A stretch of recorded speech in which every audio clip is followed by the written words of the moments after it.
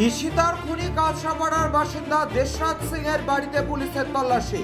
কাঁচরাপাড়ার ধরমপুর এলাকায় 6-7 বছর ধরে একটি বাড়িতে ভাড়া থাকতো দেবরাজ এবং তার বোন ও মা বাবার সাথে। বোনকে ভর্তি করতে বিহার গেছেন বোনকে নিয়ে দেবরাজের মা বাবা। তবে দেশরাজ সিং এর এমন ঘটনায় হতভম্ব এলাকাবাসী।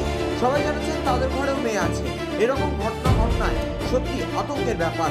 তবে পিস্তল কোথা থেকে পেল দেবরাজ তা তদন্ত করে দেখছে পুলিশ। তবে দেবরাজের বাড়ি থেকে পুরো এলাকায় তল্লাশি চালাচ্ছে বীজপুর থানার এবং কেঠিয়া থানার পুলিশ। হিমাংশু কুমার ভট্টের রিপোর্ট, চ্যানেল 24/7। ঘটনা ঘটেছে সত্যি ঘটনাটা মানে এটা আমরা কেউ ভাবতে পারি না যে এরকম একটা ঘটনা কেউ ঘটাতে পারে। মানে কতটা নৃশংস ঘটনা। কি শুনলেন আপনি দিদিভাই, কি শুনলেন?